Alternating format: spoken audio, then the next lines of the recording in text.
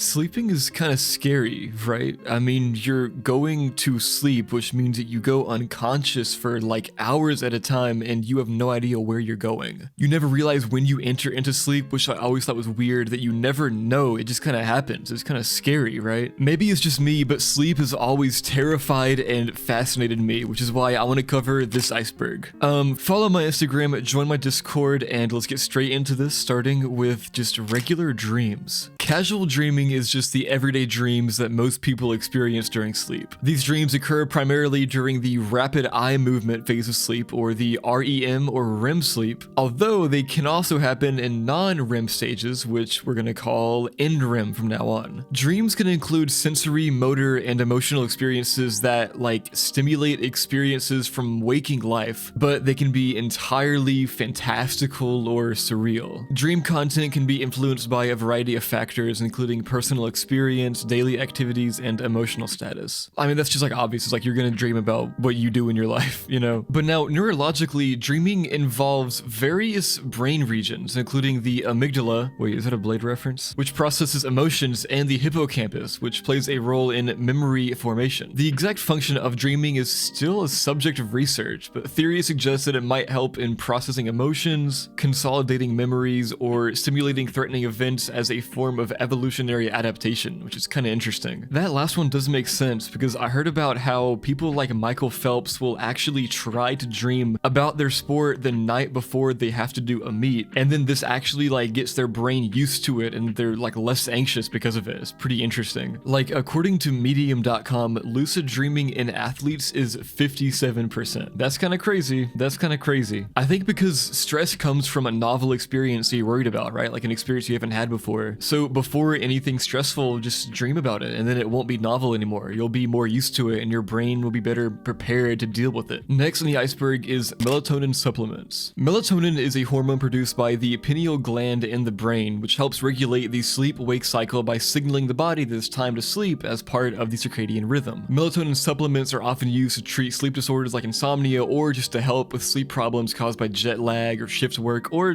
just if you can't sleep. And these supplements are actually the reason why they're useful to take extra isn't just to add to it, but it actually helps usually with things that will reduce the amount of melatonin in your brain anyway. For instance, exposure to blue light from screens before bedtime can actually reduce melatonin production, which makes it harder to fall asleep. Which is why if you're, doing the death scroll on TikTok for 3 hours before you go to bed, a melatonin supplement will make you sleepier and make you feel more normal because you'll have the natural amount of melatonin in your brain. I don't know, guys. I take melatonin half the week, probably 3 or 4 days out of the week. I'll pop melatonin. I just hate not being able to sleep. It's one of the worst things ever. Oh my god, waking up and it's too hot or too cold in your room and you just can't. You're just miserable. That's the worst thing ever. Next up, we have sleepwalking. Sleepwalking is a sleep disorder that occurs during deep NREM sleep stages. So not REM sleep, typically in the first third of the night. During a sleepwalking episode, a person might walk around, perform complex tasks, or even engage in unusual behaviors, like eating inedible substances, all while they're asleep. Now, the reason why this happens is that during these stages, the brain's electrical activity, as measured by an EEG, slows dramatically, and the brain waves are referred to as delta waves. This period is characterized by the lowest rates of cerebral metabolism throughout the 24-hour cycle. And basically, without getting too in-depth, why you actually sleepwalk is your brain basically shuts off all of your muscles when you go to sleep, and then sometimes your brain doesn't do a very good job and your muscles don't get turned off, so then you end up acting out your dreams, pretty much. And the opposite is true for sleep paralysis, but we'll get into that more in depth later on. Now, neurochemically, what's really interesting is sleepwalking is associated with an increase in serotonin and a decrease in dopamine. This imbalance could disrupt the normal paralysis that accompanies REM sleep, which allows physical activity during NREM sleep. So basically, once you're in REM sleep, it messes up the function I was talking about to where it shuts your muscles off, and then boom, during NREM sleep, you get around and your muscles turn back on. Now, this is interesting. There's actually a genetic predisposition to sleepwalking. And get this, it's more common in identical twins and in individuals who have a family history of sleepwalking. And also, while we're talking about this, it's actually a myth that you should never wake a sleepwalker. You probably heard that before, but it's actually completely untrue. It might be disorienting for them to be woken up while they're sleepwalking, but it's good for them. I don't know, we've all seen that horror movie, where, oh my god, he falls into the pool when he's sleepwalking, then he dies, or whatever. What is that? Is that in Conjuring 2? I think, yeah, it's in Conjuring Conjuring 2, the sleepwalker. But anyways, yeah, I mean, you could totally wake them up. That's good for them probably. All right, guys, and I promise we're gonna get to some more interesting things later. This, I'm trying to make it as interesting as I can, but I really want to get through these top layers really quick to get into the cool stuff. But anyways, I am gonna be talking about the cool stuff about these top layers. So anyways, let's get into NREM sleep. NREM sleep, or again, non-rapid eye movement sleep, is one of the two basic types of sleep. The other is REM sleep. And NREM sleep is divided into 3 stages, each deeper than the last. So stage 1 is the transition from wakefulness to sleep, which lasts several minutes. And then stage 2 is light sleep, where heart rate and breathing regulate and body temperature drops. And then stage 3 is deep sleep, which is important for physical recovery and health. It's during this stage that sleepwalking can occur. NREM sleep is critical for memory consolidation, cellular repair, and releasing growth hormones in children and young adults. And it's also during NREM sleep the body restores itself, so this stage is essential for feeling rested. Now, I learned this actually recently. When you're sleeping, the reason why your brain feels rested is because, like, by the way, if you didn't know, your brain takes up more calories than any other part of your body, right? And whenever it's using it, it creates all these byproducts and these like waste particles, right? Of any chemical reaction, you get waste products. And then when you're asleep, your brain shuts off certain parts and then it actually like cleans them out. Like it'll send like a fluid through it to clean it out of all the waste. And so if you're sleep deprived or if you just don't sleep for a while, your brain could get a buildup of this waste. That's part of why you get like really, really tired and like cloudy and lightheaded and your brain can't function as well. Now, to put what I just said more scientifically and probably more accurately, NREM sleep is essential for brain plasticity, or the brain's ability to change and adapt as a result of experience. Synaptic downscaling is a process that occurs during deep NREM sleep, which helps to prune unnecessary neural connections, essentially, quote, cleaning the brain and making it more efficient. During NREM sleep, the body repairs tissues, builds bone and muscle, and strengthens the immune system. Growth hormone is released predominantly during this phase of sleep, which is crucial for growth and cell repair. Now, if you've seen my last video on drugs, then you will get this part and understand it a little bit better.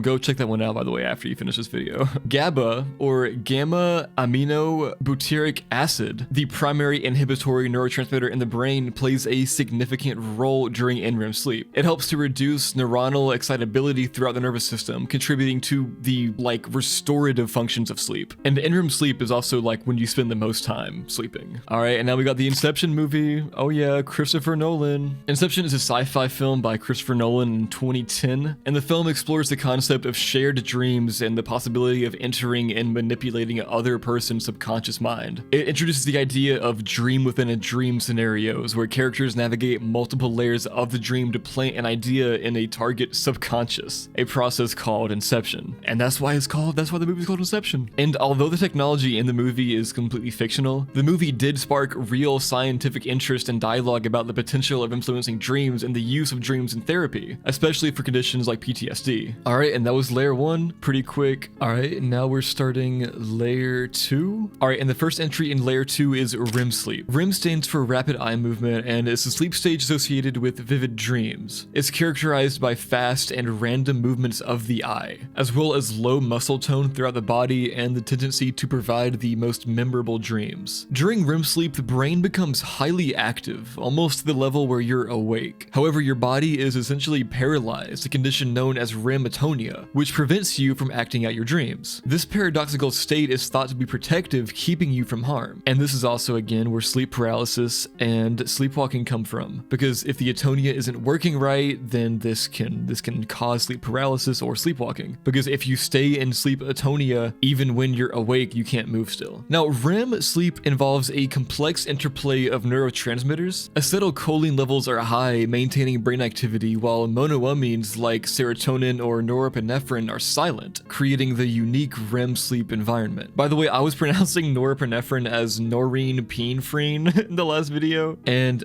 yeah, I'm sorry guys, I got mixed up. Sorry. The first REM period might last only a few minutes, but it gets longer throughout the night, with the final REM period or REM stage lasting up to an hour. REM sleep is also thought to contribute to consolidating memories, processing emotions, and learning. So if you're learning a new skill, you might have more REM sleep that night. And also pretty interesting, babies spend much more time in REM sleep than adults, which is thought to be crucial for their brain development. Next up, we have Lucid Dreams. Now, this is a song by Juice WRLD that came out in 2018. The chorus of the song goes, "I still see your shadows in..." Wait, hello? Oh, okay, never mind, guys. My fault. Lucid dreaming is when you're aware that you're dreaming while you're dreaming, and in some cases, you can even control the dream narrative. Lucid dreams occur during REM sleep typically. The prefrontal cortex, the part of the brain involved in higher functions like self-awareness and decision-making, becomes active during lucid dreams, which isn't the case in typical dreams. Now, some people just naturally have lucid dreams, while others can learn to induce them through techniques such as reality checks and mnemonic induction. And it has also been suggested that lucid dreaming can be therapeutic, helping to alleviate nightmares. It's been used as a therapy for nightmares, like with people with PTSD, and some video game players report a higher incidence of lucid dreams, possibly due to like the games being immersive and stuff. Lucid dreaming is kind of scary to me, dude, like getting trapped in one. I think that's going to come up later in the iceberg, but that is terrifying, so keep that in mind. And just like a lot of things in like sleeping and dreaming, lucid dreaming happens because of your brain being too active. So it's just when your brain kind of messes up and is too active during REM sleep. And next up, we have nightmares. Nightmares are distressing dreams that usually lead to awakening and can cause a range of negative emotions like fear, sadness, or anxiety. They can be triggered by stress, anxiety, sleep deprivation, certain medications, and substances like alcohol. Nightmares occur during REM sleep, and they often involve immediate threats to survival or security, or they can be anything. I mean, nightmares are very subjective, I feel like. Like, one thing that's scary to you would not be scary to me. Like, for me, guys, I'm gonna level with you. You can't tell anybody. This is kind of a secret. It's kind of embarrassing, but I have cetophobia.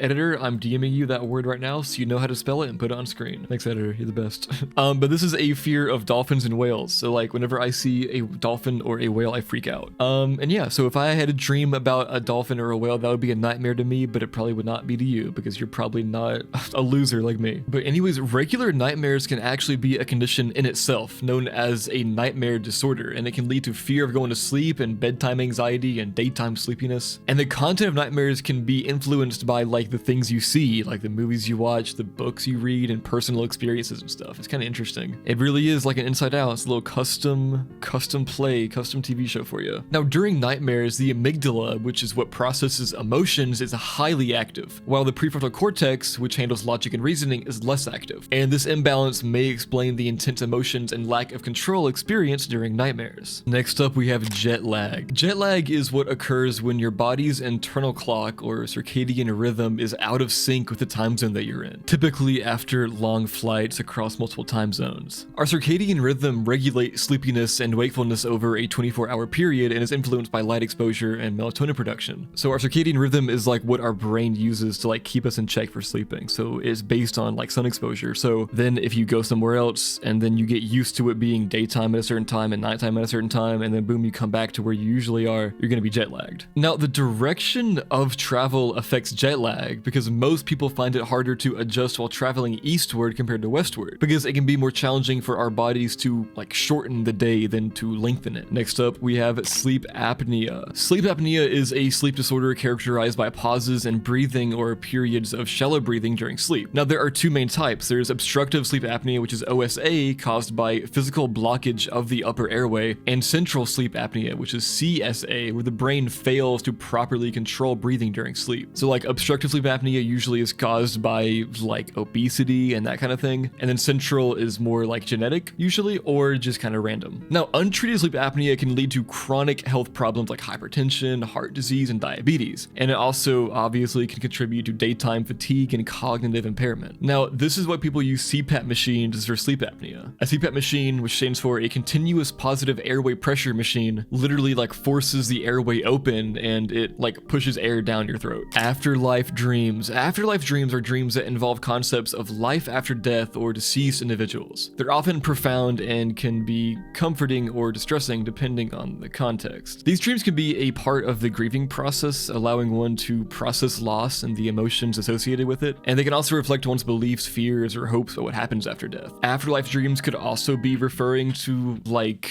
whenever you die, you know, because some people have died and then come back to life and they've like reported seeing things like while they're dead, you know. And I'm not here to say anything about what any of those mean, obviously, but I am here to say that as a Christian, I believe that you either go to heaven or hell. And if you want to learn more about that in a non-screwed up, like weird church environment, go click the link in my description. I'm a firm believer. Moving on. Next up, we have sleep deprivation. Sleep deprivation occurs when an individual gets less sleep than their body needs to function optimally. It impairs cognitive function, memory, and emotional regulation, and chronic sleep deprivation can lead to serious health issues like obesity, type 2 diabetes, cardiovascular disease, and lowered immune function. Lack of sleep can upset the balance of neurotransmitters, including those responsible for mood and judgment, such as serotonin, dopamine, and norepinephrine. Yeah, sleep deprivation is probably what most people have. Yeah, you watching this video, you probably have sleep deprivation. You're probably pretty sleep deprived. Take that, buddy. You probably stay up all night till 3 or 4 a.m. on your phone, scrolling through TikToks because you can't stop watching those videos of the people with Down syndrome farting. And you know what? I get it because I do the exact same thing, okay? Narcolepsy. Narcolepsy is a chronic neurological disorder affecting the brain's ability to regulate sleep-wake cycles. It's characterized by excessive daytime sleepiness, cataplexy, which is sudden brief loss of muscle tone triggered by emotions, sleep paralysis, and hallucinations. Now, the cause of narcolepsy is not fully understood, but it is believed to involve a loss of orexin, also known as hypocretin, producing neurons in the hypothalamus. Orexin is a neuropeptide that regulates arousal, wakefulness, and appetite. Yeah, so I definitely wouldn't want narcolepsy after hearing that it controls wakefulness, appetite, and arousal. You know what I'm saying? You know what I'm saying, boys? Narcolepsy is often associated with sleep attacks where an individual falls asleep spontaneously, but not all people with narcolepsy experience these.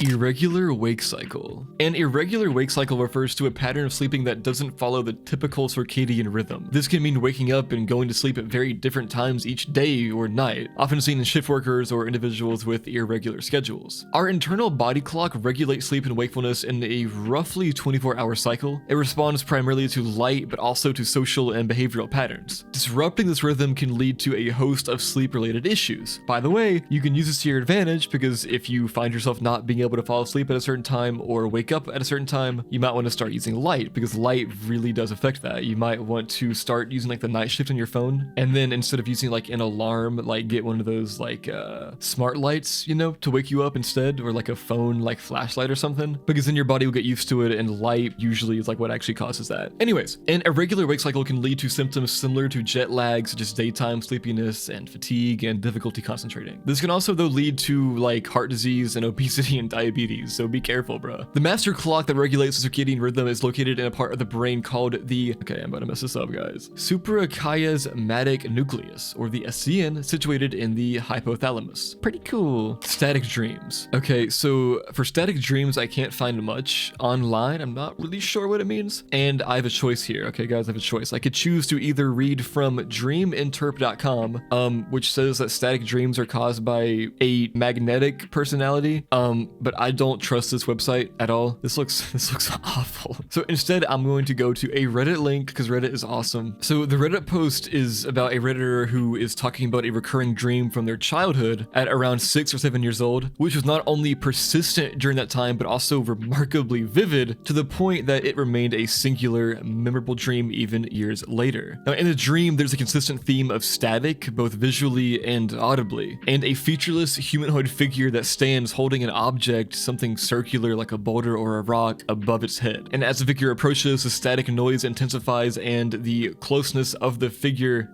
correlates, I guess, with the Redditor waking up, often accompanied by fear. So like the closer that the guy got, the more awake he was, I think. So yeah, this is the static man. I don't know if this is what the iceberg's talking about. I could be totally wrong. Not sure what a static dream is, but next up, we have falling sensation. The falling sensation is commonly referred to as a hypnic jerk or sleep start. It's a sudden involuntary muscle contraction that occurs as a person is falling asleep. I get these all the time and I hate it, bro. I hate it. I hate it. I'm tired of pretending like this is just a normal thing, bro. Why? This is so stupid. This is like the worst deal ever, bro. I'm sleeping. I'm about to fall asleep finally, and then it's like, it's like, dude, oh my God, I hate it so much. Anyways, the exact cause of these is unknown, but theories suggest that it may be associated with the relaxation of muscles as one transitions from wakefulness to sleep, or a neurological misfire in the brain as the brain enters the early stages of sleep. Many people experience the sensation accompanied by a visual dream-like image, such as stumbling on the sidewalk, which might be the brain's way of making sense of this sudden muscle contraction. For me, I'm usually like climbing a rope bridge and then I fall, bro, or I'm like on like a cliff and I just like fall over, and it's terrifying and I hate it, and I hate it. Hypnic jerks are considered a normal part of falling asleep and are not generally a cause for concern unless they significantly disrupt your sleep. Next up, we have insomnia. Insomnia is a common sleep disorder that involves difficulty falling asleep, staying asleep, or both, leading to non-restorative sleep and impairment during wake hours. Now, there are two types of insomnia pretty much. There's acute insomnia, which is short-term and often triggered by stress or a traumatic event, but then there's also chronic insomnia, which is long-term and it occurs at least 3 nights a week for 3 months or longer. This is often linked to health conditions, medications, or substance use. Now, the treatment for it is there is like this cognitive behavioral therapy, which is CBT, and this is considered an effective treatment and often involves strategies to modify sleep behaviors and improve sleep hygiene. Medications may also be prescribed but are generally recommended for short-term use due to potential side effects and dependence if you take it for too long. Insomnia is bad, dude. It's scary. I am glad that I don't have that. I'm very glad. If you do, I'm actually sorry for you because that sounds like one of the worst things that can happen to a human. All right, first up in layer 3, we have sleep talking. Sleep talking, also known as somniloquy, is a sleep disorder that involves unconscious talking during sleep. It can occur during any stage of the sleep cycle, but is most common during transitions from REM to NREM sleep, and vice versa. It's a type of parasomnia, which is a category of sleep disorders that involve abnormal movements, behaviors, emotions, perceptions, and dreams. The causes of sleep talking are not entirely understood, but it is believed to be influenced by genetics as it often runs in families. Sleep talking can also be triggered by external factors such as stress, depression, sleep deprivation, daytime drowsiness, alcohol, fever. In some cases, it may be associated with other sleep disorders such as sleep apnea, nightmares, or REM sleep behavior disorder. Now, during sleep, our brain goes through cycles of activity. In the deep stages of NREM sleep, the brain is less active and our body is in a state of rest and recovery. As we shift into REM sleep, where most dreaming occurs, our brain activity increases, resembling that of being awake. Sleep talking may occur during these transitions because certain areas of the brain are active enough to produce speech, yet the conscious parts involved in self-awareness and control, and like the parts that cause you to not do it out loud, are still dormant. A fascinating aspect of sleep talking is that the content can range from nonsensical babbling to complex and like coherent monologues. It can involve conversations, speeches, or even languages that the sleeper only has a limited waking proficiency in. And this phenomenon shows how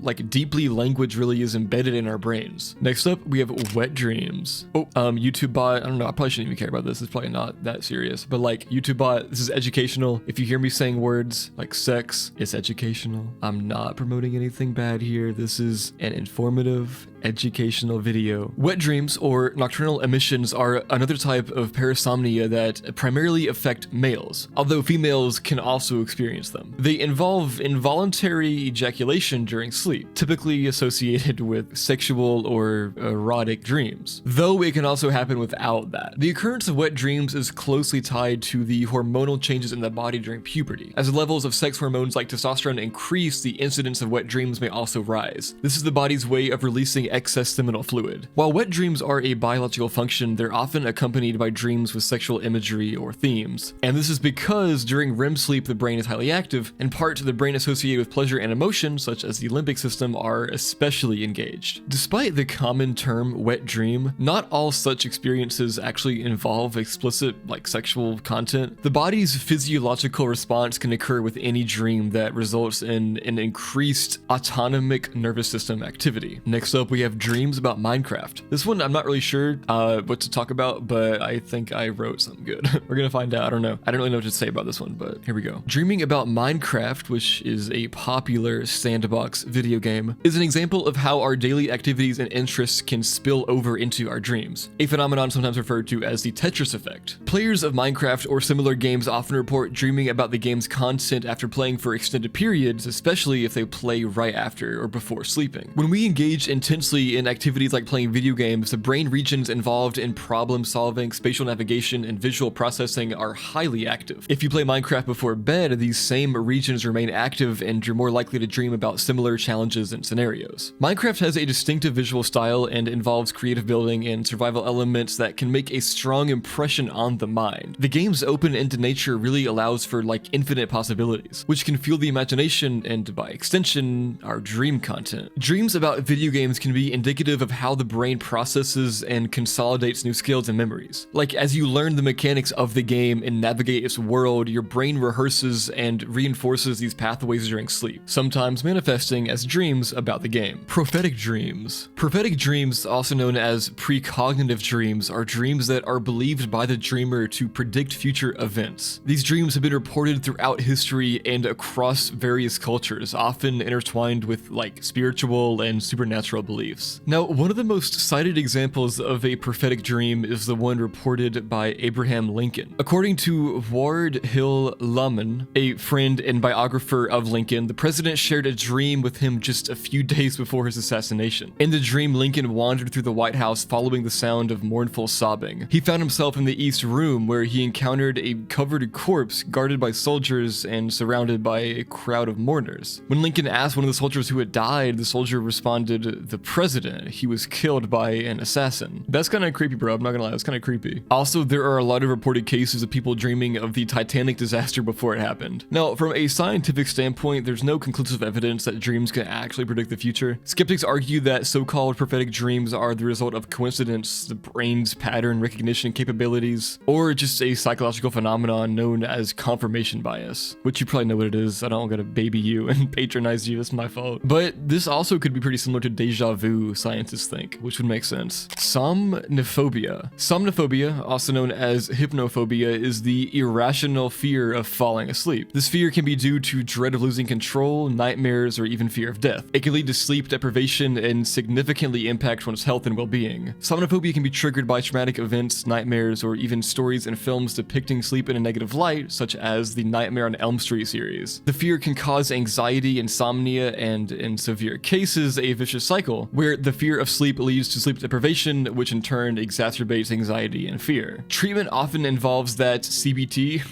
I was talking about to address the underlying fears and improve sleep hygiene, and also exposure therapy, where individuals are gradually exposed to their fear of sleep in a controlled manner, can also be effective. Now, mirror dreams is interesting. Mirror dreams involve seeing oneself in a dream, often in a reflective surface like a mirror. These dreams can range from mundane reflections to distorted or unrecognizable versions of oneself, often exploring themes of identity, self-perception, or introspection. Mirrors in dreams are thought to symbolize self-reflection and the exploration of one's identity. Distorted reflections can represent like internal conflicts or insecurities or a distorted self-image. And also, if you see a mirror and you don't see anything in it, that can mean that you're kind of losing grip on your own identity. Mirror dreams can sometimes lead to lucid dreaming, as the oddity of the reflection may trigger the realization that one is dreaming. And in literature and mythology, mirrors are often used as symbols of truth and revelation, a concept that extends into the realm of dreams. I wonder where they got it from. Speaking of Nightmare on Elm Street, we have Freddy Krueger dreams. Freddy Krueger is a character from the Nightmare on Elm Street film series known for haunting and attacking victims in their dreams, leading to their death in the real world. Dreams involving this character can be categorized under nightmares induced by media. Exposure to horror movies, especially at a young age when the brain is still developing, can lead to vivid nightmares featuring elements or characters from the movies you watch. Freddy Krueger, with his distinctive appearance and dream invading abilities, represents a direct intrusion into what is supposed to be a safe personal space, our dreams. Now, the creation of Freddy Krueger by Wes Craven was inspired by several sources, including a series of articles about sudden unexplained death syndrome, or SUDS, among Laotian refugees in the 1970s and 1980s, where victims reportedly died in their sleep after nightmares. Creepy. The character has become an iconic figure in horror, symbolizing the power of fear and the vulnerability of humans during sleep. Next up, we have Rett syndrome. Rett syndrome is a rare, severe neurological disorder that mostly affects girls. It's usually diagnosed in early childhood between 6 to 18 months of age, and it leads to profound physical and cognitive impairments. Initially, children with Rett syndrome may develop normally, but gradually lose their motor skills and speech. They may also develop stereotypic hand movements such as ringing or tapping. I don't know why this is in the sleep thing.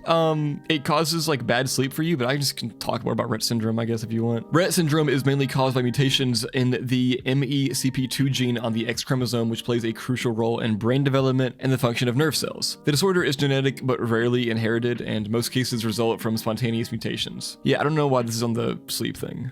Anyways, moving on. Laughing gas. So you've probably heard of laughing gas before, right? Officially, it's called nitrous oxide, and it's that stuff that dentists sometimes use to help you relax during a procedure. Now, while we're not talking about a sleep aid per se, the way it works does touch on why it might make you feel a bit like you're drifting off to sleep. When you inhale laughing gas, it's like flipping a switch in your brain that turns down the volume on stress and pain. It doesn't knock you out like a general anesthesia would, but it does give you a like super relaxed state. You might feel light, floaty, or even a bit dreamy, but you're not actually sleeping. It's more about being in a chilled out zone where your body takes like a break from being super alert. The interesting thing is, even though it feels like you're on the edge of sleep, nitrous oxide doesn't really do much for your sleep quality. It's like being in a cozy, fuzzy state that's somewhere between awake and asleep, but once the gas wears off, you're right back to your normal self. So it's a great time for a stress-free dentist visit, but not something that'll really help with catching Z's at night. Shout out Blade, catching Z's. That's a line from Top Man. Next up, we have out-of-body experiences. This is when things get really sci-fi. Imagine you're lying in bed and suddenly you feel like you're floating up and looking down at your own body. Sounds like something out of a movie scene, right? But for some people, this can actually happen during sleep or when they're about to fall asleep or wake up. OBEs, or out-of-body experiences, are super fascinating because they show us just how wild our brains are. Scientists think it might have to do with a mix-up in the brain areas that help us figure out where we are in space and what's going on around us. When these areas get their wires crossed, your brain might think, hey, I'm over here looking at myself, even when you haven't moved. These experiences might happen around times when we're not fully awake or asleep, like during sleep paralysis. And that's a weird state where you're kind of stuck between dreaming and waking up and your body can't move. Some people also manage to have OBEs on purpose through meditation or when they're dreaming, like lucid dreaming, where you know you're dreaming and you can control it. And the cool part about this is that OBEs show us that sleep isn't really just a time for rest, it's also like a playground for our brains to explore all kinds of stuff. It's really cool, actually, I think. And that ends that layer. Let's get into layer 4, which is called Weird Stuff, Bro. Starting with MIT technology. So MIT is the Massachusetts Institute of Technology. If you didn't know, it's like a college, it's a university. So first off, MIT researchers have developed advanced technologies for monitoring sleep without the need for attaching sensors directly to the body. One such technology uses radio signals to measure breathing and pulse as a person sleeps. It's like having an invisible hand checking on you to see if you're okay. This tech can detect sleep stages from light to deep sleep and even REM sleep. Like imagine a device sitting quietly in the corner of your room and it's smart enough to tell you how well you slept last night, when you were dreaming, and if your sleep was disturbed. And this isn't even science fiction, it's real thanks to the work being done at MIT. Now let's get weirder. MIT researchers have also dabbled in technologies that intersect with the ability to influence or control dreams, specifically during the REM sleep stage. They've developed a device called Dormio, designed to extend the state of hypnagogia, which by the way is a great Breakins album.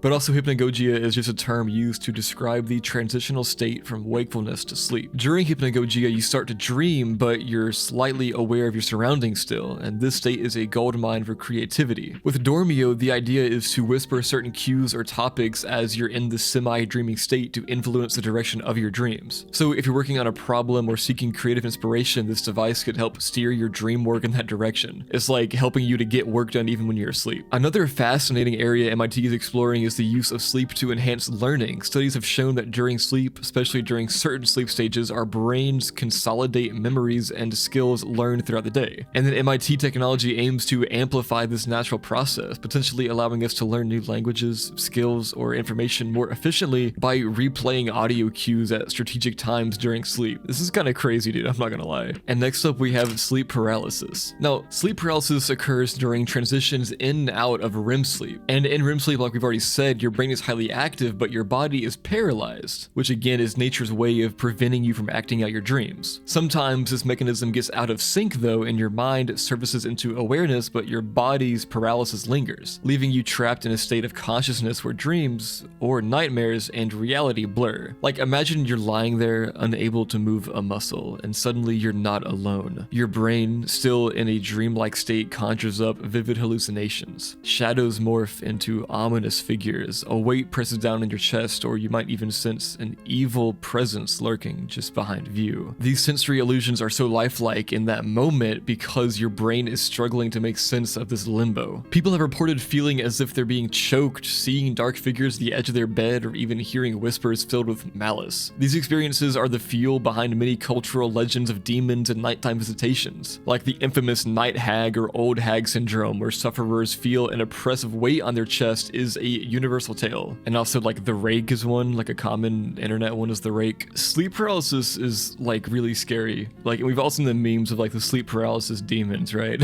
But it is good that we kind of know how it works and why it works. Makes it a little bit less scary to understand it more, I guess. It's pretty interesting, the science behind it, I think. I think that sleep science is pretty cool, and I kind of like it. Next up, we have alien abduction dreams. So individuals report being taken by extraterrestrial beings from their bedrooms or other familiar environments. These dreams are usually intensely vivid, involving travel to spacecraft, interaction with aliens, and sometimes like getting probed by aliens. And the level of detail and emotional impact from these dreams kind of makes it scary a little bit, like how real they are, you know? Not a lot to say about these, you know? There's just alien abductions in dreams. Kind of scary, kind of weird. Yeah. Next up, we have nightmare purgatory. Okay, imagine being caught in a loop of nightmares where each attempt to wake up only leads you into another nightmare filled with fear and anxiety. This state, akin to purgatory, represents a middle ground, not fully awake to escape the terror, but not deep enough in sleep to be oblivious to it. It's a liminal space where the subconscious mind plays out its deepest fears over and over and over again in vivid detail. Often, this perpetual nightmarish state reflects underlying anxieties or unresolved issues in one's life. The repetition of nightmares can symbolize the cyclic nature of these anxieties, presenting them in various forms and scenarios, each designed by the subconscious mind to confront or escape these unresolved feelings. Like, high levels of stress, trauma, or even certain mental health conditions can exacerbate the frequency and intensity of nightmares, trapping you in this purgatory-like state. The brain, in an attempt to process these emotions, creates scenarios that can often be overwhelming or frightening, making the dreamer feel stuck in this nightmarish loop. Those who experience this phenomenon often report a sense of helplessness and despair. The constant barrage of nightmarish imagery and scenarios can lead to sleep avoidance, fear of sleep, and even insomnia. So it's actually like really, really bad. And it's also not uncommon for individuals to wake up feeling exhausted as if they've been battling their demons all night. Shout out to 21 Pilots, bro. But also, this gives me a chance to bring up how good a bedtime routine is, guys. They're good for you. What can I say? I mean, I support it, you know? Yeah. Next up is night terrors, which, by the way, I know it's scary and stuff, but this is one of the coolest names for a thing I've ever heard in my life. Is it night terror? Are you kidding me? That's badass, bro. Anyways, night terrors, also known scientifically as sleep terrors, are episodes of screaming, intense fear, or flailing while asleep. They're more common in children, but adults can also experience them too. Unlike nightmares, which occur during REM sleep, night terrors happen during non-REM sleep, specifically during the deepest phase of sleep, usually within the first few hours of falling asleep. When someone experiences a night terror, they might sit up in bed, scream or shout, have a panicked expression, kick and thrash, be sweaty and have a racing heart, be hard to awaken, and if awakened, be confused, and or not remember the episode the next morning. Now, we don't really know exactly why they happen, but there are several factors that could contribute to them. Like, high levels of stress or anxiety can increase the likelihood of experiencing night terrors. Not getting enough sleep, a fever, or certain medications can also trigger these night terrors. And also, especially in children, sleep schedule disruptions can cause these, like traveling, sleepovers, and other changes can disrupt a child's sleep schedule and increase the risk of these night terrors. Now, imagine a kid named Alex, right? Alex goes to bed at 8 p.m., but around 10 p.m. he starts screaming and sitting up in bed. His parents rush to his room and find him seemingly awake but unresponsive. Alex's eyes are wide open, but he doesn't recognize them, and he continues to scream. After a few minutes, he calms down and lies back down, falling asleep as if nothing happened. And then the next morning, Alex has no memory of the event. I think I had one of these, bro. When I was a little kid, I lived on the second floor, my room was, and I just woke up in the middle of the night, started peeing down the stairs. My dad and my mom just like came bottom the stairs to make sure I was like okay, and I just went back to bed, bro. I was a crazy kid, dude. I was pretty awesome, you know. Next up, we have deja vu in dreams. So deja vu, a French term meaning already seen, refers to the eerie and usually kind of like unsettling sensation of feeling that you've already witnessed or experienced a new situation, but you've already experienced it. I mean, we all know what deja vu is. This is really cool stuff. This is like very like liminal to me whenever I dream like this, you know? Like when you dream of a place, event, or conversation that feels intensely familiar, as if you've dreamt it before or been there before in real life. And then when you wake up, you struggle to remember if like the dream was just a memory of a real event or if it was something that your brain made up. Now, we don't really know exactly why deja vu in dreams happens, let alone why deja vu happens in general. There's the one theory that it's due to a glitch in the brain's memory system, where a current situation briefly triggers a feeling of an old memory. Then there's the theory that it's possible that deja vu in dreams reflects the brain's attempt to make sense of random neural firings during sleep. These firings might accidentally subliminally aligned with existing memories or feelings, which create a sense of familiarity. Yeah, this one isn't much to say, you know, it's just deja vu, but when you're dreaming, it's kind of scary, I don't know. Okay, next up we have a false awakening. A false awakening is a very curious type of dream. Imagine you think that you've woken up, going about your morning routine, maybe you get out of bed, brush your teeth, or start getting ready for the day, but then suddenly you realize something feels off, or you actually wake up for real this time, and then you understand that everything you just did was only part of a dream, and that is a false awakening. This stuff scares me, bro. If there are anybody out there who know the Goons or like the Do and Soup in them, I was listening to their podcast one time, and the guy Blarg, which by the way, guys, get me on your podcast, please. Everybody watching this, go tweet and add them on Instagram and stuff about getting me on their podcast, bro, please. Anyways, Blarg was talking about this happened to him, bro, and the way he told it like was so scary. Like hearing it from somebody that I already kind of just like already like listened to, it was crazy, bro. Like this stuff is actually like scary. He was just saying that it just like freaked him out completely in the whole day, and the whole day he had no idea if he was asleep or not. Like he kept thinking, am I still sleeping? But anyways, false awakenings can be super detailed and vivid, which make them pretty convincing. You might even think that you're truly awake going about your day normally until something odd happens that clues you in, or until you actually wake up. Now there are a couple reasons why false awakenings might happen. For one, stress or anxiety. Like if you're feeling stressed or anxious about something, it might affect your sleep in weird ways, including causing false awakenings. Your mind is so active that even when you're trying to rest, it keeps going, which create these realistic dream scenarios. Also, if your sleep schedule is all over the place, or if you're not getting enough sleep, your chances of experiencing false awakenings might go up. Disruptions in your sleep can mess with your mind's ability to differentiate between being asleep and being awake. Also, lucid dreaming, which is what Blarg was doing in that story I was talking about. People who practice lucid dreaming, which is, you know, where you're aware you're dreaming, might experience false awakenings more frequently. It's like your mind plays a trick on you, making you think you've woken up as part of that awareness, but you're actually still dreaming. This is scary, bro. I hope this never happens to me. It hasn't happened to me yet, and thank God, bro, for real. Question of the day, while I pull up the next part of my script. What's the best Drake album, guys? What do you think? Put it down in the comments. What's the best Drake album? See, me personally, I'm a fan of Dark Lane demo tapes. I think that's his best work. It just feels like the most Drake, and like he's doing what he's good at, you know? I feel like his other work is kind of he's trying to do something he's not good at. Like the one with Future, or if you're reading this is too late, feel like he's trying too much to be too hard. I just think that album is like, I just think that Dark Lane demo tapes is the best at like getting what Drake's good at, but not pushing it too far, you know? Anyways, next thing iceberg is Sandman. The Sandman is a mythical creature from folklore who is said to help people fall asleep. The story goes the Sandman sprinkles magical sand or dust into the eyes of children to bring on dreams and sleep. The idea is that the sand causes the eyes to feel heavy, encouraging the child to, or the person, to close them and drift off to sleep. This comes from, you know, like little eye boogers, like you wake up and you get like stuff in your eye. That's where it comes from. Because like idiots, I guess, back in the day were like, oh, just gotta be a Sandman. This character has been part of Western and Northern European folklore for centuries and has appeared in various stories, poems, and even songs. The Sandman is often portrayed as a benevolent figure, kind of a guardian of the night, which helps ensure that people get a good night's rest filled with sweet dreams. Now, the concept of the Sandman has roots in various cultures, but one of the most famous references comes from the early 19th century, written by E.T.A. Hoffman in a story called Der Sandman. In this darker take, the Sandman is not quite the good figure you might expect, showing that the cultural interpretations can really vary a lot. Like, he's kind of a bad guy in that one. He's kind of scary. Next up, we have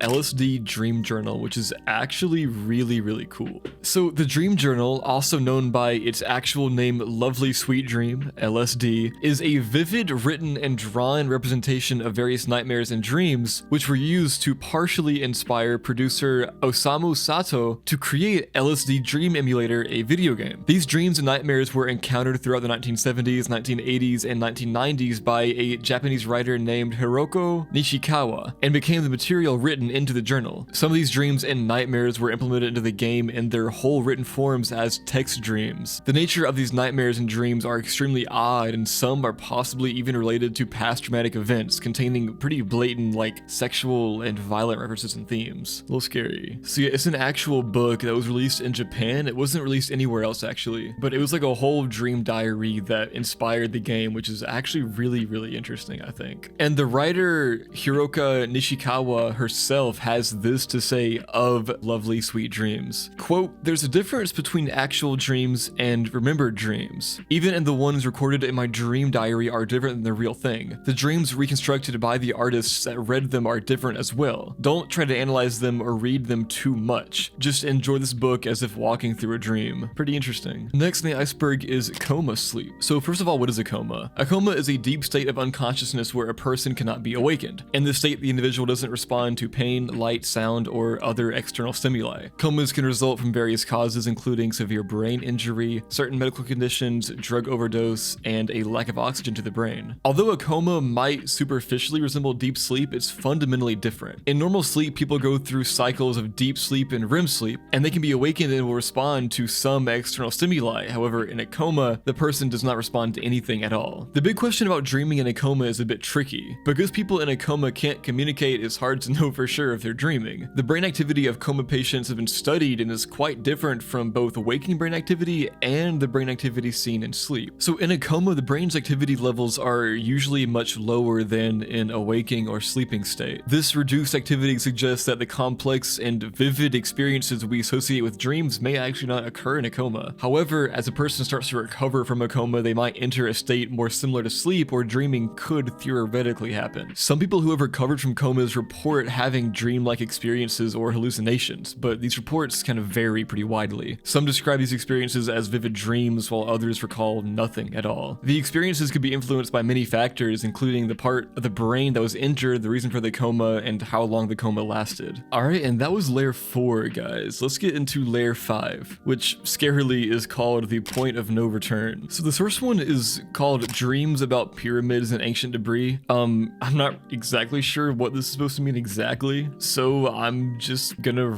talk about dreams about pyramids and ancient debris. So dreams about pyramids and ancient debris can be fascinating and kind of rich with symbolism. So pyramids, which are often associated with ancient Egypt, are powerful symbols of mystery, history, and stability. They stand as monuments to human achievement, ingenuity, and like the desire to connect with the divine because they're building so tall. That's what they're doing. If you dream about pyramids, it might reflect your own connection to the past, a sense of wonder of the ancient world, or your search of knowledge that stands the test of time. I don't know, man, I'm grasping at straws with this one. I'm gonna get through pretty quick though, don't worry. Now, dreaming on ancient debris, on the other hand, might represent something different. Debris usually refers to the remains of something that has been destroyed or broken down, and in dreams, ancient debris can symbolize the parts of your life or aspects of yourself that you've left behind. It might be about letting go of old beliefs, habits, or relationships that no longer serve you. I don't know, man. I feel like I'm missing something here. Let me know in the comments if I am, guys. My fault.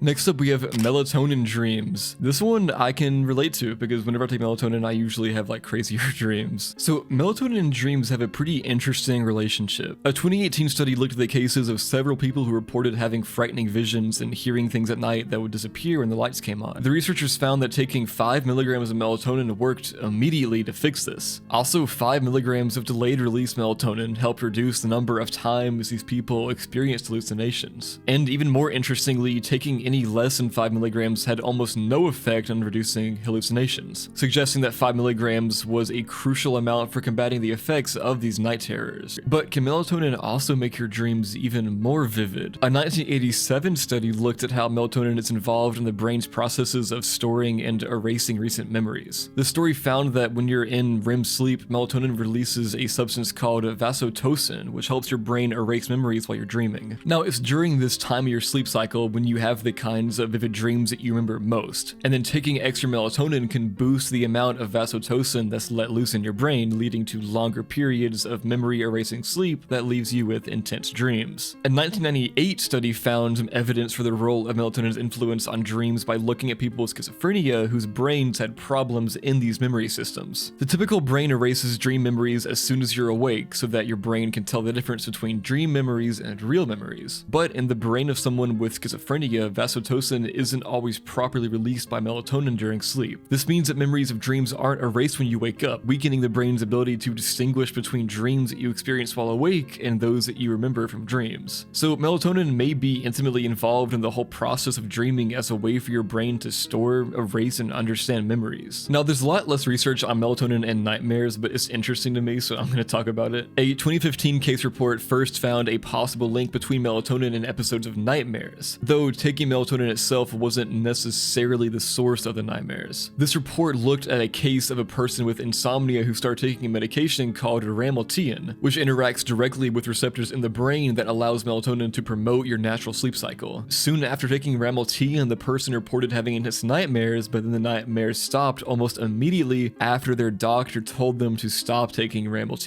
So yeah, resemblance kind of boosts melatonin, so it's not, kind of grasping at straws again about that. It was interesting to at least point out a little bit. But yeah, next in the iceberg is tea break dreams. Taking a tea break or a tolerance break from substances like weed can lead to a fascinating and sometimes intense phenomenon known as tea break dreams. These are vivid, often memorable dreams that can occur when you suddenly stop taking a substance your body has grown accustomed to. So when you regularly use stuff like weed, it can actually affect your sleep patterns, particularly your REM sleep. Weed is known to suppress REM sleep, so while you might still be getting plenty of shut-eye, the depth and intensity of your dreams can decrease. However, when you take a break from cannabis, your body tries to rebalance itself, leading to a rebound effect where you experience more intense REM sleep. So your brain is just trying to like catch up on like what it missed out on, pretty much. Pretty cool, I guess. All right, next up we have technology doesn't work in dreams. So this is just referring to how when you're dreaming, usually technology just won't work. There's a theory that it's due to dreams being emotional and subjective rather than like highly logic like computers are. And so the brain is trying to imitate something that is extremely logically precise with numerous subjective abstractions it's gathered through the years through experiences and memories. And that's great for things like forming characters in dreams, but it's pretty bad at imitating technology. That's just a theory. We don't really know why this is. It kind of ranges person to person too though, because with some people like they can dream technology, so I don't even know. Next up is exploding head syndrome. Exploding head syndrome, or EHS, is a parasomnia sleep disorder defined by episodes that typically occur during the transition between sleep and wakefulness, or again hypnagogia, the Great Break-Ins album. These episodes feature imagined sounds or sensations that create the perception of a loud explosion or possibly a flash of light in the sleeper's head. And the episodes are really brief, usually lasting less than a second. And although this disorder is not associated with physical pain, people may feel frightened or anxious after the episode. And also those who experience more than one episode during the course of a single night may also experience strong, this is the word that sleepfoundation.org gave me, arousal. Not sure what that means. Not sure what that means, but I don't know, man. I don't know, man. According to the International Classification of Sleep Disorders, patients must meet all of the following criteria to receive an EHS diagnosis. First of all is complaints of loud noises or sensations that mimic the effects of an explosion in the head, feelings of intense arousal and possibly fright, and no significant physical pain during or following the episodes. Now, what causes exploding head syndrome? Although EHS has been documented since the 1870s, which is a while, the disorder has not been extensively studied and the prevalence rate is not known. Research suggests EHS occurs more commonly in women than men. The median age for all reported is 58, but some cases have been reported with patients ranging from younger than 10 to older than 80. In most cases, patients don't even notice any like precipitating factors leading up to an episode. That said, some claim to experience a greater number of episodes when they feel tired or stressed. Also, feelings of fright following one of these episodes is common, as are physiological signs of fear such as sweating, palpitations, and difficulty breathing. This is crazy, man. I can't even imagine just waking up and feeling like my head is literally exploding. That's kind of wild, bro. Next on the iceberg is hypnopompic hallucinations. Okay, so generally hallucinations are sensory experiences that don't correspond to what's happening in reality. Hallucinations may include seeing, hearing, feeling, or even smelling things that feel real but are not. Now, hypnopompic hallucinations in particular are hallucinations that occur as you are waking up in the morning and in a state that falls somewhere between dreaming and being fully awake. Hypnopompic hallucinations are actually pretty common, occurring in over 12% of people. They aren't as common as hypnagogic hallucinations, however, that occur in up to 37% of people. And hypnagogic again is when you're going to sleep, and then hypnopompic is when you're waking up. Together, hypnagogic and hypnopompic hallucinations are referred to as hypnagogia, which is the name of the album. So these hallucinations though are kind of different than like schizophrenia and stuff and like drugs, because they're not really like, what's the word? They don't fool you, you know? Usually people experiencing hypnopompic hallucinations recognize that what they see or hear is not real. But when people experience hallucinations due to schizophrenia or due due to drugs, they tend to believe that what they heard or saw was real. And so hypnopompic hallucinations tend to be vivid but relatively short and straightforward. Hypnopompic hallucinations differ from nightmares in that they happen as you're waking up, while nightmares are happening while you're asleep. And then sometimes sleep paralysis is accompanied by one of these hallucinations, such as the sensation that another person's in the room or that a person or object is putting pressure on your chest. Hypnopompic hallucinations can be visual, auditory, or tactile. In 86% of cases, hallucinations are visual. They often involve seeing moving shapes and colors or images of animals or people. While these images can move, they generally don't form a story like dreams do. Between 8 and 34% of these hallucinations involve sound. Common sounds include the ringing of the bells or the sound of talking voices. Sounds may be paired with images or occur on their own, and common auditory hallucinations include background noises like a phone ringing, people talking, or animal noises. Now, sensory or tactile hallucinations refer to when a person feels bodily sensations that are not actually occurring. In 25% to 44% of instances, hypnopompic hallucinations involve these tactile sensations. For example, you might feel like you're weightless, flying, or in a room with a different person. Like in a different room, I mean. And we don't really know what causes these exactly. It's kind of interesting. Next up, we have Devil's Trill Sonata. So this is a song about a dream.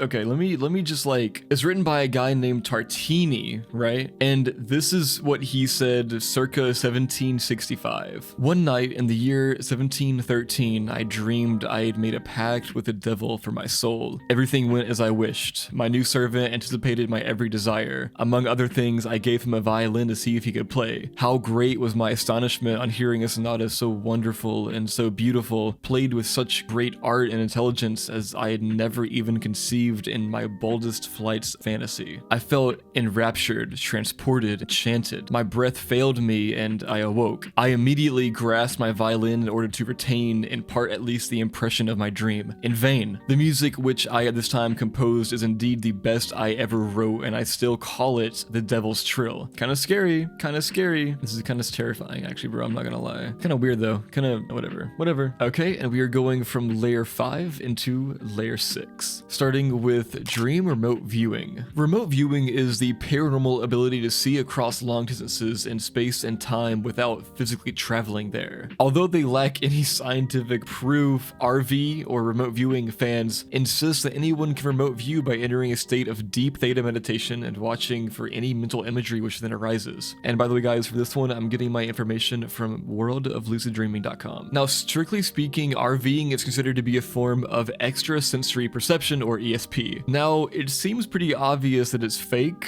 right, to me and you, but the US government didn't think so. Project Stargate was the code name for a top secret US military operation that used remote viewing to gather intelligence on its enemies. It was launched during the height of the Cold War in the early 1970s, although the US government had occasionally funded research into ESP since World War II. Military research into ESP was shut down in 1995 after 23 years and $20 million of US government funding. The project was declassified and the media pounced on it. Why was the US military sending millions of dollars into researching psychic powers? Had they gone completely crazy, or was there some proof that it actually worked? People researched it, the US government even researched it, and there's nothing conclusive really to come from the research. This stuff's kind of wishy-washy, bro. Oh, I hate that term. I don't know why I use that term. I'm sorry. I hate that term. Whatever. It's probably fake, whatever, but you know, try it for yourself. That website I'm using has a step-by-step thing. Check it out for yourself if you want to. Next up on the iceberg is paroxetine. Paroxetine is an antidepressant that belongs to a group of drugs called selective serotonin reuptake inhibitors, which you might learn a lot more about in my video on drugs that came out last week if you want to go check that out. Paroxetine is used to treat depression, including major depressive disorder. It's also used to treat panic disorder, OCD, anxiety, PTSD, and a lot of other stuff as well. Paroxetine can bring about hypersomnia, which is severe sleepiness and excess sleep duration. It's like a very, very strong sleep drug. It can make you really sleepy. It can also give you hallucinations and stuff like that. I'm not gonna go too in depth because I actually talked about this in my last video, so go check that out instead. Next up, we have DPH dreams. So DPH is diphenhydramine, also known as Benadryl. At high doses, DPH can produce vivid dreams, nightmares, and even hallucinations, both auditorily and visually, leading to experiences that can be deeply unsettling or downright scary. When used as a sleep aid in recommended doses, DPH works by blocking blocking the action of histamine, a substance in the body that plays a major role in allergic reactions but also has a role in wakefulness. By blocking histamine, DPH promotes drowsiness, which can help people fall asleep. However, at higher doses, DPH's effects can extend beyond simple drowsiness to induce a state where the lines between sleep and wakefulness blur. This state can lead to vivid, often bizarre, and sometimes frightening dreams. The reason for this lies in how DPH affects the brain. Beyond just antihistamine effects, DPH can also block the action of acetylcholine,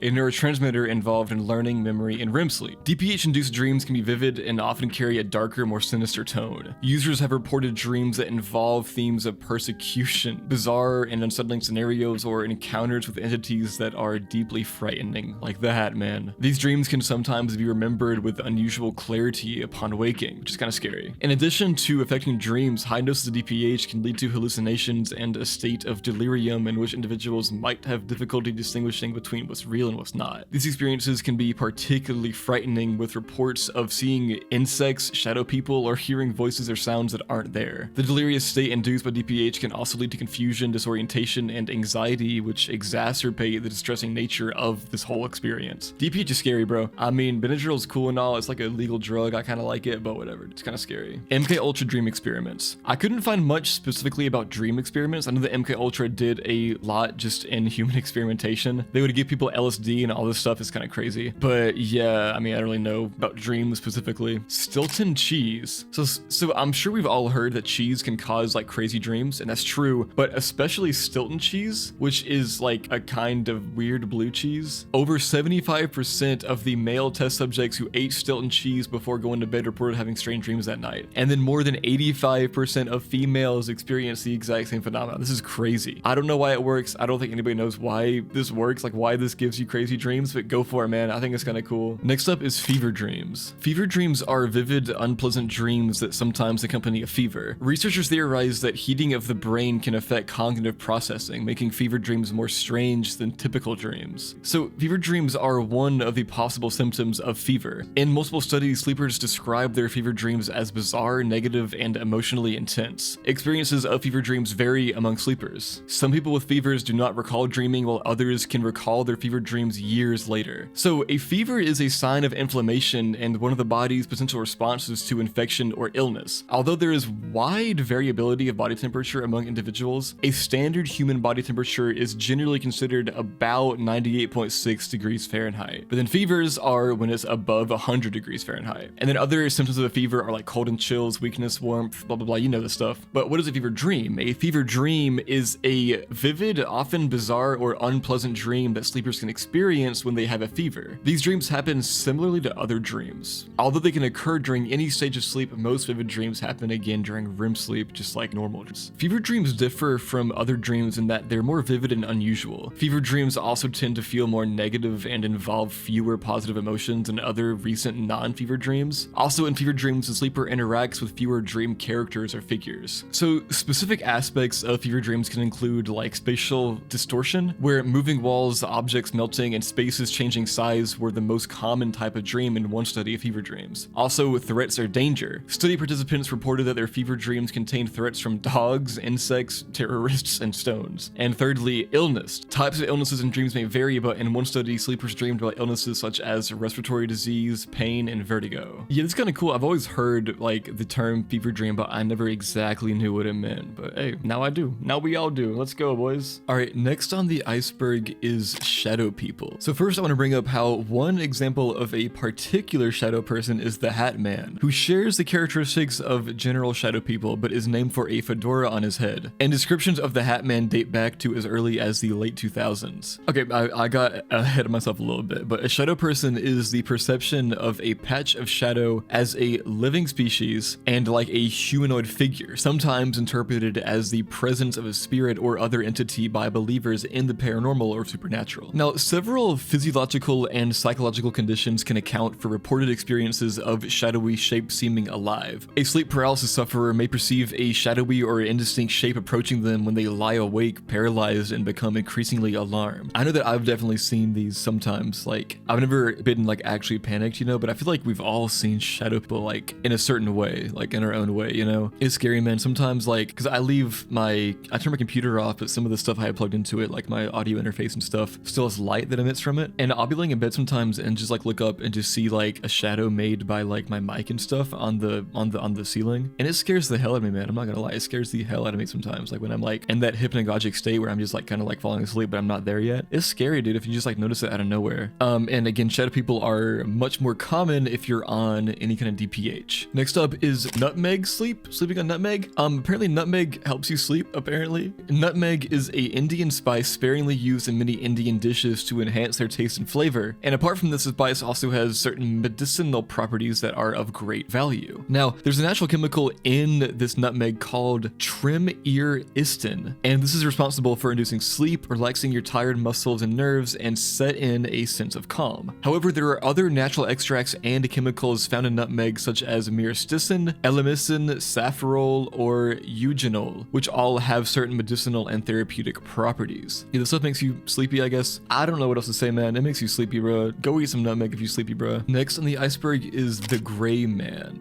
From what I'm researching, I can't find anything that makes this any different than like just shadow people. Okay, actually, I just lied. I just found one distinction. This is from the Reddit and it's from a deleted user, so I can't shut you out. Sorry, dude. So typically when people take drugs like DPH, which is known to give you bad trips, you see the gray man. And a lot of people speculate he's an entity like the shadow people, but other people interpret him as an ally sometimes rather than an enemy. Maybe? I don't know, man. I just don't want to see no gray man when I'm asleep, bro. Kind of scary. Also, you can see him in the game LSD Dream Emulator, which is a really cool game, by the way. According to the alien theory, the gray man may represent an alien probing the conscious mind in a dream. In the sexual texture theory, the gray man could represent a murderer or a sexual criminal. This is all according to the game, by the way, LSD Dream Emulator. The player's mind may be trying to mentally block the gray man to prevent repressed memories from being reawakened. In the game, the gray man wears a dark gray trench coat. He also wears a hat of the same color that appears to be either a bucket hat or a fedora. His hands appear to be inside his pockets and his face has no face, as his model is just completely like flatly colored. And he appears to be gliding instead of walking. Yeah, not sure what exact to say here, guys. Okay, next up is the Randy Gardner sleep deprivation experiment. The Randy Gardner sleep deprivation experiment is one of the most famous instances of deliberate sleep deprivation documented in scientific study. In 1964, Randy Gardner, a 17-year-old high school student in San Diego, California, set out to break the world record for the longest time without sleep. Under the observation of Stanford sleep researcher Dr. William Dermont and Lieutenant Commander John J. Rose, Gardner managed to stay awake for 264 hours, or about 11 days, without any stimulants. Gardner's endeavor was not conducted in a laboratory setting, but was closely monitored by medical professionals and scientists. The aim was to observe the effects of sleep deprivation on the human body and mind, and throughout the experiment, Gardner experienced various cognitive and behavioral changes, like mood swings and problems with concentration and short-term memory, paranoia, and hallucinations. But then despite these like pretty significant psychological effects, Gardner was able to complete simple tasks, and he even beat Dr. Dement in a game of pinball on the last day. One of the key observations from the experiment was the extent to which sleep deprivation could affect cognitive functions and emotional stability without causing lasting physical harm. Gardner's health was monitored, and although he experienced extreme fatigue, difficulty concentrating, and hallucinations, he did not suffer long-term physical health consequences directly attributed to the experiment. After finally going to sleep at the end of the experiment, he slept for 14 hours and 40 minutes, and then just awoke naturally without feeling any like ill side effects from it. Kind of interesting, man. Alright, next is peripheral vision hallucinations. Okay, so for this one, I'm not sure what makes this exactly different from just regular hallucinations. It's just hallucinations while you're in your hypnagogic or hypnopompic state that happen in your peripheral vision, you know, like the vision like to the outward of your vision, not like where you're focusing on, that you don't really notice, and then like you kind of notice it in the corner of your eye, and then you look at it and then it's like not what you thought it was, like it goes back to being normal. Yeah, that's that. Next is fatal insomnia. Fatal insomnia is an extremely rare disease that results in trouble sleeping as its hallmark symptom, but then it's fatal. It worsens over time, and then eventually the patient will succumb to total insomnia, most often leading to other symptoms such as speech problems, coordination problems, and dementia. It results in death within a few months to a few years, and it has no known cure. So there are 4 stages to this disease. The first stage is categorized by worsening insomnia, resulting in panic attacks, paranoia, and phobias, and this stage lasts about 4 months. Stage 2 is when hallucinations and panic attacks become noticeable, and this continues for about 5 months. Stage 3 is complete inability to sleep and is followed by rapid loss of weight, and this lasts for about 3 months. And then stage 4 is really sad, is the dementia state, during which the the person becomes unresponsive or mute over the course of 6 months. And this is the final stage of the disease, after which death occurs. This is sad, man. It's sad. It's also like a scary way to go, dying because you just, can't sleep. Pretty sad, man. All right, and that marks the end of level 6. Let's get straight into layer 7, called Never Sleeping Again. First up, we have nightmare death. Nightmare death is a really, really weird, scary mystery. Supposedly, there was a total death count of 130 refugee immigrants who died in their sleep over the span of 4 to 5 years. This was called Bangun Gut in their language and knowledge. The autopsy reports no sign of cardiac arrest, no unusual brain activities during this death. They just so happened to die in their sleep during a nightmare, and there's no explanation really. And they all suffered from like really bad, horrible nightmares. And also MatPat covered this in a video at one point, and he said that like he was telling the story about how this one like elderly man just screamed in the middle of the night and then all of a sudden died. This is scary, bro. And I'm gonna skip over the incubus demon thing.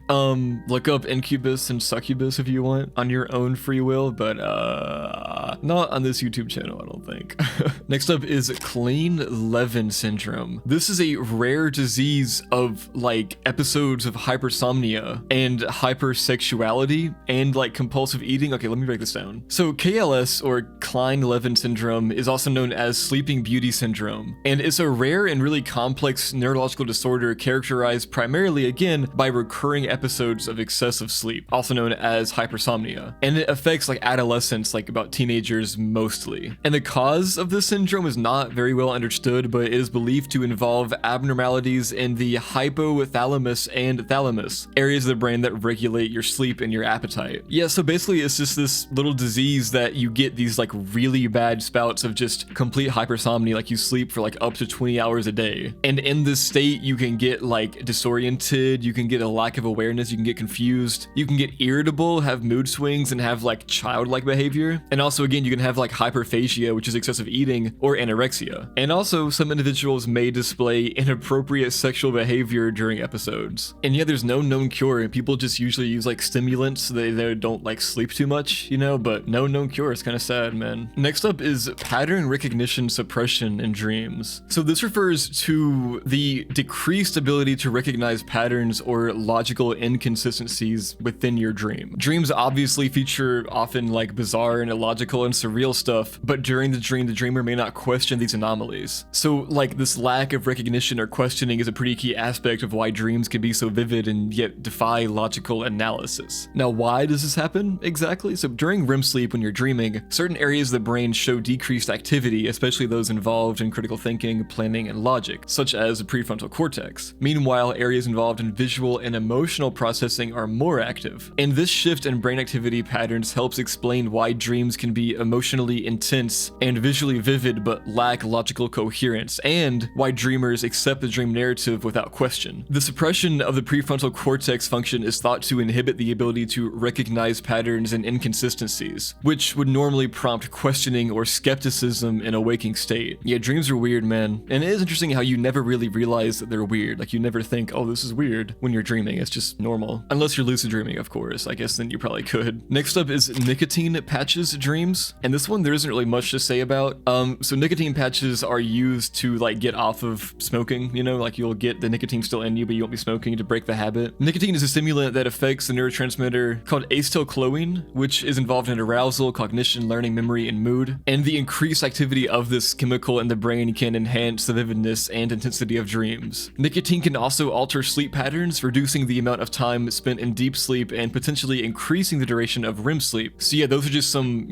ways that it can affect your dreams, but this is like, there's not really much to say about this one. Next up on the iceberg, we have astral travel dreams. So astral travel, also known as astral projection, refers to an experience where it's believed that the astral body, a component of the self separate from the physical body, travels outside the physical body to various destinations or other planes of existence. Now, when it comes to dreams, astral travel is often described as a vivid and conscious experience occurring during sleep, where the individual feels as if they are traveling or floating outside their body. Now, unlike typical dreams, which are often fragmented and where the dreamer usually lacks self-awareness, astral travel dreams are characterized by a heightened sense of consciousness and control. Individuals report being fully aware of their experiences as they navigate different landscapes or realms. These dreams can also involve highly vivid and detailed perceptions. People describe experiencing colors more brightly, encountering entities or beings, and traversing through environments that feel as real as the physical world. Astral travel dreams often include experiences that defy physical laws too, like flying, passing through objects, or instantaneously moving from one location to another. Also, many report astral travel dreams speak of profound spiritual or emotional insights gained during these experiences. These are pretty cool, man. Next up, we have Chief Bromden hallucination. Chief Bromden, a character in Ken Kesey's novel One Flew Over the Cuckoo's Nest, experiences hallucinations that play a pretty significant role in the narrative and his character development. The novel, set in a mental institution in Oregon, uses Chief Bromden as the narrator. Chief Bromden frequently describes being enveloped in a thick, fog-like substance that he believes is produced by the institution to control and pacify the patients. This fog symbolizes his sense of confusion, disorientation, and detachment from reality, serving as a mechanism for coping with the oppressive environment of the hospital he's in. He also hallucinates about a vast mechanized system he calls the Combine, which represents the societal and institutional forces that he perceives as designed to conform individuals through dehumanization and control. This guy's hallucinations can be interpreted, like, to me, as like manifestations of his psychological trauma, mostly. Also, I should probably mention that Chief Bromden is like a patient in the psychological or in the mental hospital, and yet like throughout the whole story he's like engulfed in this fog. Pretty trippy story, pretty creepy story, bro. I'm not gonna lie. Next up are childhood memory dreams. These really get me, man. Like, I don't know, if you've been watching my channel for a while, you know that I like weirdcore and dreamcore and that stuff, and that's really what dreamcore and weirdcore is it's like dreams of your childhood and the nostalgia and stuff. Like, I could go on about weirdcore and that kind of thing for so long, and dreamcore, obviously, like dreams, sleep, but you can just go watch my videos on that if you want to. But yeah, I'm not gonna say much about these from any kind of like scientific view. I just think these are really special. Something about childhood, you know, obviously is just so innocent, so nice, and something about dreaming about it is just so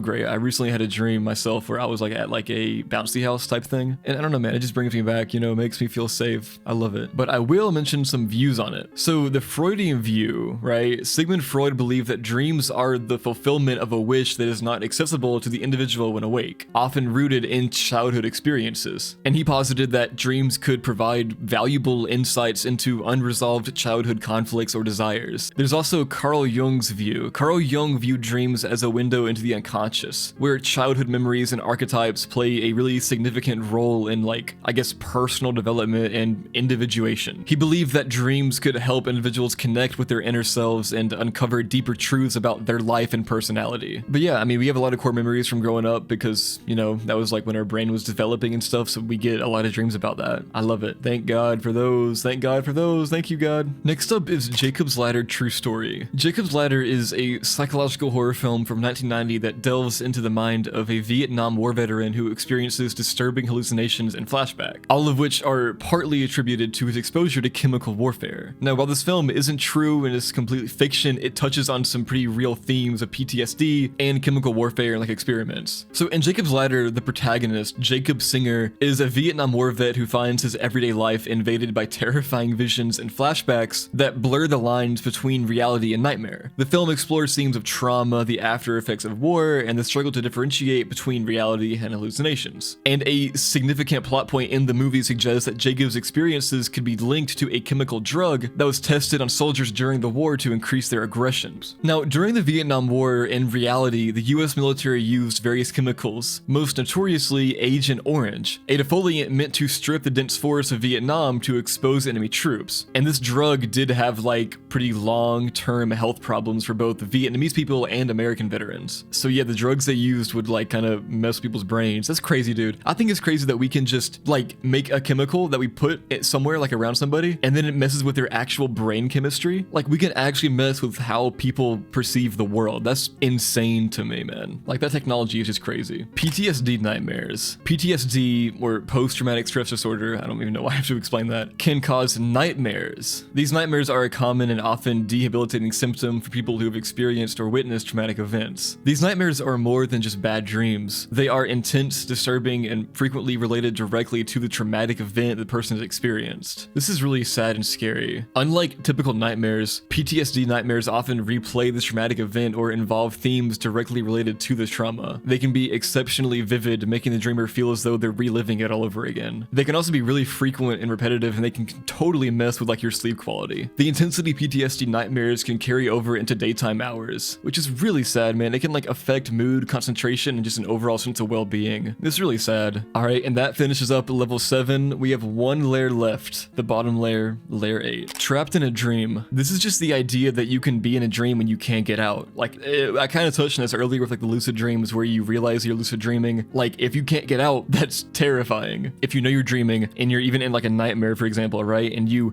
want to get out, you pinch yourself, but you just cannot wake up. That sounds horrifying. I mean, even if it's not a nightmare, even if it's just like a regular dream, can you imagine me dreaming and you want to wake up, but you just can't? You just can't. That's terrifying, man. Al Herpin. Al Herpin, often referred to as the man who never slept, is a fascinating figure in medical history. He lived in Trenton, New Jersey, and was known for his claim of never sleeping. Born in 1862, Herpin's case puzzled doctors and scientists during his lifetime, and still puzzles people. It's crazy. Herpin worked as a night watchman, a job that suited his unusual condition. He claimed that he would spend his nights reading and would rest by lying down and resting his eyes, but he never actually fell asleep. He lived in a small house without any beds, further supporting his claim. Medical examinations of Al Herpin didn't reveal any abnormalities that could explain his lack of sleep. He was reportedly in good health, leading a normal, active life despite his extraordinary claim. I don't know if I believe this, man. I mean, it was 1862, bro. He was born. Like, come on. Can you believe that, really? I don't think I believe it. BZ drug. BZ, also known as Agent BZ, is a potent hallucinogenic drug that was developed for military use. It's a psychoactive agent classified as an anticholinergic deliriant, which means that it works by blocking the neurotransmitter acetylcholine in the central and peripheral nervous systems. The effects of BZ include hallucinations, confusion, disorientation, and in some cases, prolonged delirium that can last for days. Developed in the 1950s and 60s, BZ was investigated by the United States military as a non-lethal incapacitating agent. Its primary intended use was to debilitate enemy forces by causing temporary confusion and inability to perform military tasks without causing permanent harm. Now, the effects of BZ begin within hours of exposure and it can last for several days. The drug can cause like severe and like unpredictable hallucinations, with users unable to distinguish fantasy from reality. It can also cause dry mouth, dizziness, difficulty speaking, and confusion. This was kind of kept secret, like we don't really know much about it. We don't really know how much it was used, how often it was used, that kind of thing. I think it's kind of scary, bro. I'm not gonna lie. This kind of thing, I mean, the military just doing this. Like, what else is the military doing, bro? Like, if this is the stuff they try to keep under wraps, but still got leaked, what are they doing that they have successfully kept under wraps? This kind of scares me, bro. I'm not gonna lie. I'm no conspiracy theorist, but like,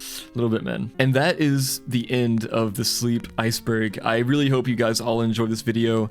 This is a really interesting topic to me. I hope you guys enjoyed it. Be sure to subscribe, like, and have a great night. Sleep well. Sweet dreams.